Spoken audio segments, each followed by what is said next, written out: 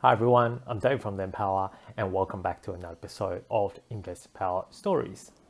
So today I want to take everyone through my Eagleby investment property story. And using this opportunity to have a look at when I purchased this property back in around June 2016.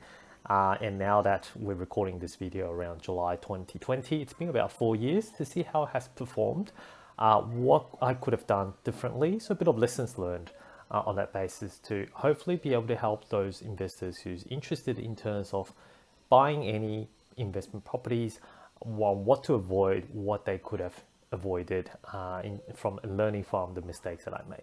Okay, so first of all, a bit of recap about this property. So this property is my last acquisition in 2016 around the South East Queensland area, and it's my last Queensland purchase of my property portfolio to date. Okay, so if you can recall, I guess my first South East Queensland property purchase was at Slacks Creek, and then followed by a Woodridge investment property. And then I went towards the north. So the first two was around Logan, and the third one was towards the north in Marumba Downs.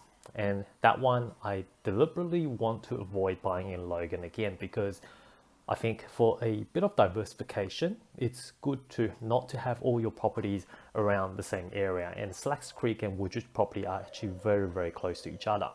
So that's why, in my opinion, I want to diversify a little bit. So I looked up on the north, and therefore that's where I'll capitalize on the opportunity to purchase a Marumba Downs property close to the Petrie station, which has now got the new University of Sunshine Coast there being built. And that one has done fairly good. So check out my other properties in terms of my story on that one as well. And then that leads me to my fourth purchase in Eagleby. Now, for those of you who doesn't know, Eagleby is a suburb in Loganshire again. So you might be asking, why are you going back to Logan, given the fact that you want to be able to purchase somewhere else, or your last one was actually Marumba Downs. So wouldn't you want to diversify into another area that is not Logan? And that's a very, very valid question, because at that point in time, I had my hesitation about whether I should pull the trigger for this Eagleby property. Okay, I really tried really hard not to go back into the Logan property or try to buy another property in Logan.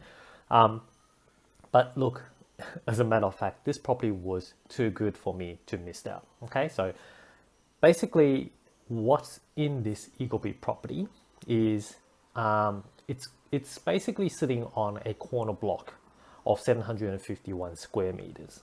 Now, for those of you who are familiar with Loganshire rules, what that means is if a block is over 750 square meters on a corner block, then that block can be subdividable. Okay, so for a standard block, like if you think of a rectangular block without two street frontages, so just a single frontage, you need about 1,000 square meters to be able to do any kind of subdivision. Okay, but for a corner block which has dual frontage, then essentially you can actually subdivide with 750 square meter as a minimum. Okay, so this one fits that criteria. And also, because of the unique position of this property on the corner block, it was actually leaning towards pretty much on one side of the street. So leaving the other side of the entry, it's got a fair bit of space there. And that allows me to be able to put a granny flat if I want to. So I can chuck a granny flat onto it, into the back, and the granny flat can use the other entry from the side street. Okay, so that, as per my PM at that point in time when she inspected the property, she basically tells me that this is the perfect property for a granny flat configuration. Okay, so combining those two factors, one, 750 square meters, corner block, subdividable down the track. Two, I don't need to knock down the current house and to be able to build a granny flat. This one is a perfect for kind of like a cash cow type of configuration. So that's why eventually I came back to Loganshire again, and I purchased my fourth investment property in Southeast Queensland back into Logan again. Okay, so contributing again into the Logan economy. So that's done back in 2016, and around June period, I bought it for about $280,000 round figures. It's around 279, but just for using round figures, $280,000 now, and it was renting about 310 from day one. Okay, so I didn't have much vacancies around that period. Essentially, it was the property is not in a great shape. Okay, so that's another thing you need to keep in mind. The house itself is a a standard 3-bedroom, so a bit like a Queenslander, but it's not brick basically. So the construction is not as good as I like it to be, but essentially it's the land that sits on there that I really, really like. The land has got the great potential, and that's why I bought it back at that time. Now it's a 3-bedroom, 1 bathroom, 1 garage configuration house, and I was able to secure an old lady basically from day one without too much of the vacancies. She was happy to pay for the rent that I advertised for, and I was actually planning to do some work because the property had outdated carpets. It was like one of those really, really tired and old type of carpets, which I absolutely don't like. But the lady didn't have any complaints, or the tenant didn't have any complaints about it. So therefore, I thought, look, I'll hold it back, and then later on, I can probably do a bit more renovations and repairs down track along the way. Okay, when the tenant moves out, and who knows.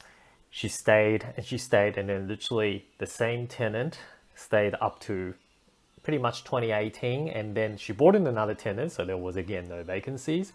She brought in another tenant, the other tenant took over the lease from that point onwards, and up until about January, February 2020, that is when the current tenant actually left. Okay, so again, like when I purchase every property, I have a very clear goal about what this property would want to do for me down the track. Okay, so this one obviously is a cash flow by default.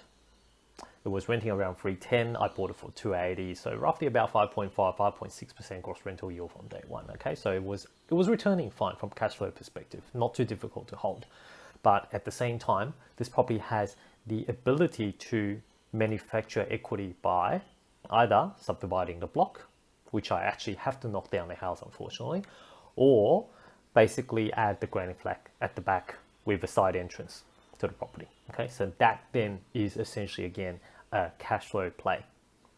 So the proposition of this property in my portfolio has always been that at some point in time I can probably subdivide, chop off the block, sell the block if I want to, pay down a large chunk of my debt and be able to continue rent out the front of the house, or basically just spend about 100 to 150k, build a granny flat at the back, hopefully renting around $200, $300 or something, and then again, that's a longer term cash flow play, and that extra cash flow can help me in terms of paying the other debt down from my other property portfolio. Okay, so that's kind of the idea in how I position it today. This property was bought when I was kind of already done a few acquisitions, right? So I have very, very clear goals and strategies about what I want to achieve and what I want to get out of the property, because it's one of the later acquisitions of my property portfolio. So I was no longer someone very, very green about I have no idea what I'm doing. So in that case, if I look back and say, do I buy this property again? I say chances are yes, because it actually completes one of my goals in property investment, where I want to be able to own a block of land that's got subdivision potential. Okay, so that's an important fact. I want to have a block of subdivision potential, and I was able to get it for around the price of 280 back in 2016. So that to me was very, very cheap. So this is definitely a long-term hold. The house itself is pretty old, outdated, maybe another 20 years or so. I'll plan to knock it down, subdivide a block, and then I'll be able to execute my strategies from there. Okay, but if you ask me whether I would buy it again, the answer is absolutely. Okay, so I think every investor at some point in time, as you accumulate more and more properties, you will eventually get to that point where you want to level up or step up to the next level.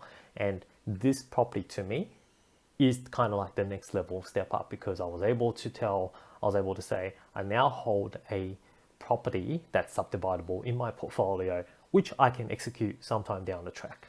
Okay, so that to me is a milestone. So that's why I was quite happy with the Eagleby property in general, in comparison with my Slacks Creek or Woodridge property. So this one is kind of like a better performer to that extent.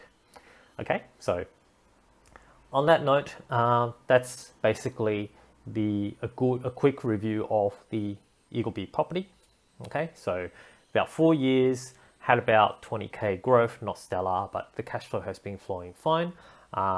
And a bit of insurance saga, which I will then touch on in my next Eagleby episode. So that's all I have for you guys today. I hope you guys learned something out of this. If you like this video, don't forget to click the like button, subscribe to our channel for future video updates, and otherwise I'll see you guys again in next week's Invest Power episode.